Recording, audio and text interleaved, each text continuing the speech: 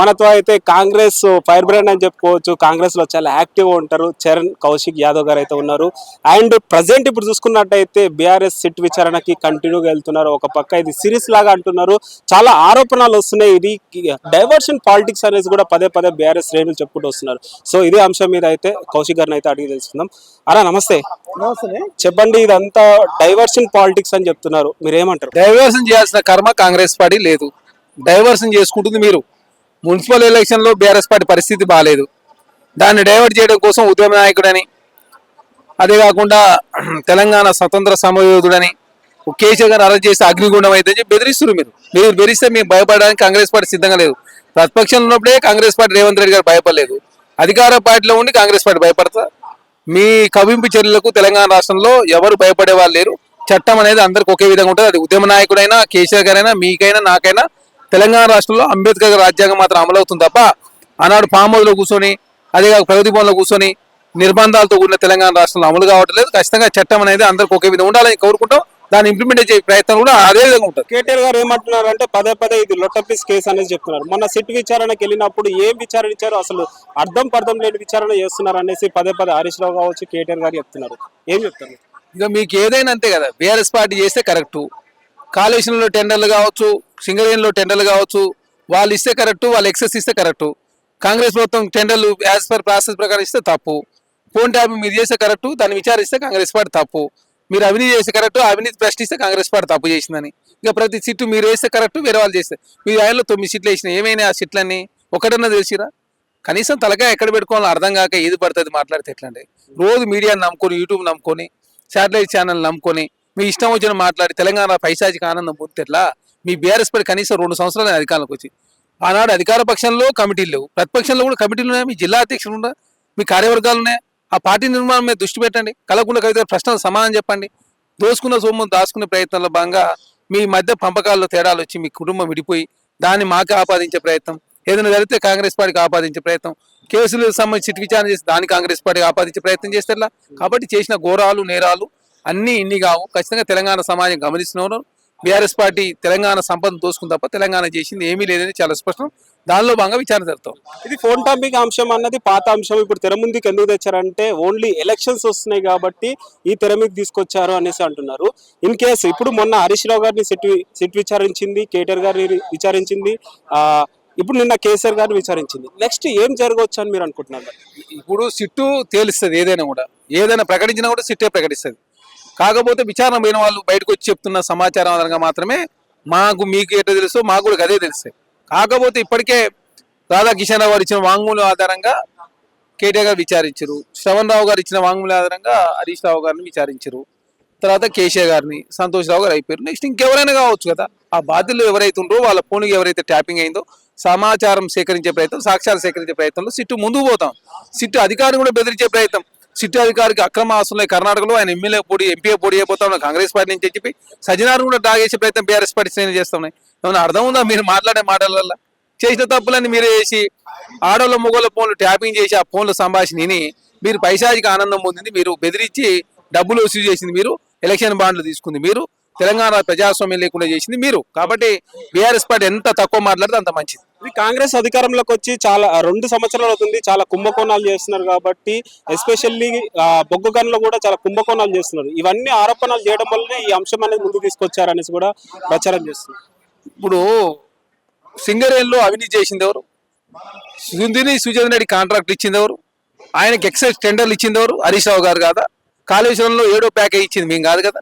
ఆనాడు ఉపేంద్ర రెడ్డి అల్లుడు రేవంత్ రెడ్డి బామ్మర్దని గుర్తురాలే. ఇప్పుడు రేవంత్ రెడ్డి బామ్మర్దని ముద్దలేస్తావా? రేకంగా సొంత బామ్మర్దని క్రియేట్ చేసే ప్రయత్నం, బామ్మర్ది వరుస బామ్మర్ది సొంత బామ్మర్దని క్రియేట్ చేసే ప్రయత్నం చేస్తే ఎట్లా?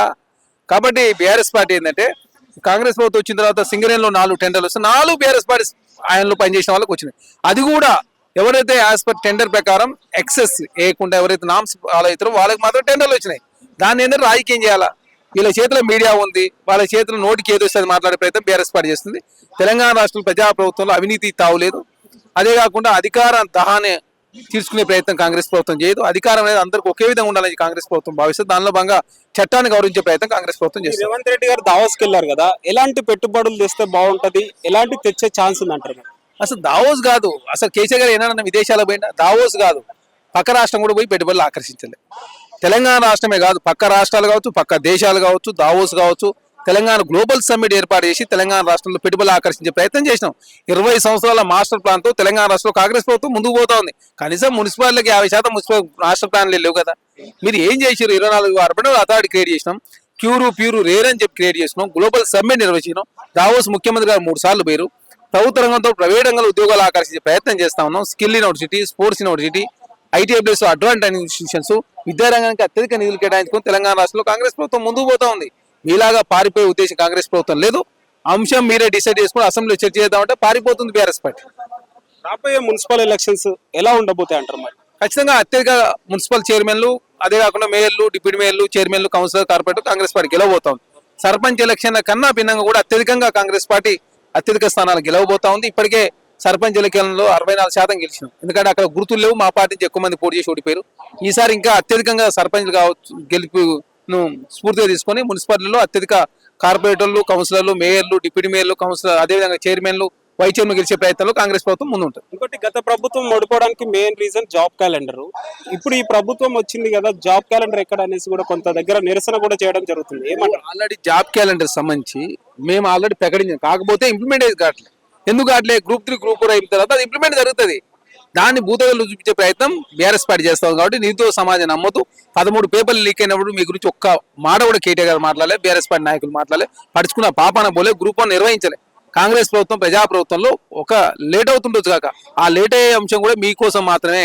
మీకు నష్టమయ్యే పనులు కానీ, కష్టమయ్యే పనులు కానీ, రాజకీయ పైరవులు తావలేకుండా టీజీపీఎస్ లో మెంబర్లు కావచ్చు, తెలంగాణ రాష్ట్ర ఉద్యోగాలుగా కల్పించే ప్రయత్నంలో కాంగ్రెస్ ప్రభుత్వం ముందు పోతుంది. ఎక్కడన్నా ఏం చూసుకున్నా, ఏ ప్రాబ్లం వచ్చినా మీడియా ముందుకుంటది. అలాంటిది మీడియాపై కూడా దాడులు చేస్తున్నారు. ఏమంటారు మరి? దాడులు కాంగ్రెస్ పార్టీ చేయడం లేదు. చట్టాన్ని లోబడి ఎవరైతే ఉన్న జర్నలిస్టులు కావచ్చు, మీడియా సంస్థల మీద కాంగ్రెస్ పార్టీ ఎప్పుడూ నిర్బంధాలు పెట్టలేదు. కానీ అనవసరంగా దాన్ని రాజకీయాలు వాడుకునే ప్రయత్నంలో కొంతమంది స్వార్థ స్వలాభం కోసం కొన్ని ఛానళ్లు బలవుతారు. దానిలో భాగంగా బలైన వ్యక్తుల మీద కేసులు పెట్టారు. అందులో సంబంధం లేని వ్యక్తులను విడిపించిన పరిస్థితి మనం చూసినాం. బీఆర్ఎస్ పార్టీ లాగా నేను ఆంధ్ర త్రిపుర మీద దాడి చేసిన అలాంటి ఉద్దేశం కాంగ్రెస్ పార్టీ లేదు కదా. కాబట్టి చాలా డెమోక్రటిక్ ముందుకు పోతాను. చట్టం అనేది జర్నలిస్టుకైనా, రాజకీయ నాయకుడికైనా, కాంగ్రెస్ పార్టీ నాయకైనా, నాకైనా మీకే అందరికి ఒకే విధంగా ఉండాలని కాంగ్రెస్ పార్టీ కోరుకుంటుంది. దానిలో భాగంగా ప్రజాస్వామ్యబద్ధంగా చట్టాల లోపల ఉన్న ఏ వ్యక్తి మీకి ఆనయ్యే పనులు కాంగ్రెస్ ప్రభుత్వం చేయదు. కాబట్టి దయచేసి చట్టాల లోపల అంటే అందరూ మీరుంటేనే మేము ఉంటాం, అందరూ ఉండి తెలంగాణ అభివృద్ధిలో అందరూ భాగస్వామ్యం కావాలని చెప్పి కోరుతాం. ఫైనల్ ఏం చెప్తారు మరి? సిట్టి విచారణ కానీ ఏదైనా చిట్ అయినా, కమిషన్ అయినా, ఏదైనా కూడా తెలంగాణ రాష్ట్రంలో చాలా పారదర్శకంగా ముందుకు పోతాం. అనవసరంగా రాజకీయం చేసే ఉద్దేశం బీఆర్ఎస్ పార్టీకి ఉన్నది, కాంగ్రెస్ పార్టీ లేదు. ప్రతిదీ రాజకీయం చేసే ప్రయత్నాలు వారు ముందుకు పోతున్నారు.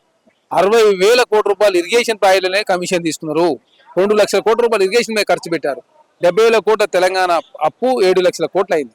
1,20,000 కోట్ల రూపాయల కాంట్రాక్టులు పెండింగ్ పెట్టిపోయారు. కాబట్టి ఇట్లా చెప్పుకుంటూ పోతే తెలంగాణ సంపద దోసుకున్నారు. తెలంగాణ రాష్ట్రంలో ఉద్యోగాలు ఇవ్వకుండా తెలంగాణ రాష్ట్ర నిరుద్యోగుల జీతాలతో ఆగం చేసింది వాళ్ళే, ఆటలాడింది వారే, మేము కాదు. మేము వచ్చిన తర్వాత ఉద్యోగాలకు సంబంధించి ఏజీని పెంచినాం, టెట్ నిర్వహించినాం, డిఎస్సి నిర్వహించినాం, టీచర్ల ప్రమోషన్లు ఇచ్చినాం, ఉద్యోగ సంఘాలకు సంబంధించినటువంటి ఏదైతే యూనియన్లను పునరుద్ధరించినాం, గ్రూప్ 1 నిర్వహించినాం. ఎక్కడ చిన్న పేపర్ లీక్ జరగలే. రాజకీయ పునరావాసం కోసం టీజీపీఎస్ ను వాడుకోలేదు. నిరుద్యోగుల జీతాలతో ఆడుకునే ఉద్దేశం కాంగ్రెస్ పార్టీ లేదు. నిజమైన ఉద్యోగాలు రావాలని చెప్పి కాంగ్రెస్ పార్టీ భావిస్తుంది. దానిలో భాగంగా ప్రైవేట్ రంగంలో ఉద్యోగాలు కల్పించే ప్రయత్నంలో కాంగ్రెస్ ప్రభుత్వం ప్రభుత్వ రంగంతో పాటు ప్రైవేట్ రంగంలో ఉద్యోగాలు కల్పించే ప్రయత్నం చేస్తాం. త్వరలోనే అతి త్వరలోనే 40,000 ఉద్యోగాలకు సంబంధించి ప్రకటనలు రాష్ట్ర ప్రభుత్వం ఇవ్వబోతాం. కాబట్టి నిరుద్యోగ సమాజంతో గమనించాలని చెప్పి కోరుతాం. సో ఫైనల్ గా జనగణమన పార్లమెంట్ లో ఓబీసీలకి అన్యాయం జరిగిందనేసి కూడా ఇప్పుడు కూడా చెప్పుకుంటూ వస్తున్నారు. ఏం చెప్తారు ఫైనల్? ఓబీసీ ప్రధానమంత్రి ఏమన్నాడు? ఓబీసీ ప్రధానమంత్రి, ఓబీసీ ఎంపీలు ఎక్కుంటున్నారు, ఓబీసీలు కేంద్ర మంత్రులు. కానీ బడ్జెట్ లో 13,600 కోట్లు మాత్రమే ఇచ్చిన పరిస్థితి. 2% నిధులు కూడా బీసీ సమాజానికి ఇవ్వలేదు. ఈ దేశంలో 50% పైగా బీసీలు ఉన్నారు. ఏమనంటే బీసీల గురించి పెద్ద పెద్ద ప్రసంగాలు ఇస్తారు. కానీ బీసీలకు సంబంధించి కేంద్ర ప్రభుత్వం చాలా తీవ్రమైన అన్యాయం చేసింది. బీసీలే కాదు, ఎస్సీ ఎస్టీలో యువతకు, మహిళలకు, రాష్ట్రాలకు, అందరికీ సబ్బండ వర్గాలకు అన్యాయం చేస్తూ కార్పొరేట్లు మేలు చేసే ప్రయత్నంలో భారతీయ జనతా పార్టీ ముందుకు పోతుంది. కాబట్టి కార్పొరేట్ల ట్యాక్సుల రూపంలో కేంద్ర బడ్జెట్కి వచ్చేది 18%.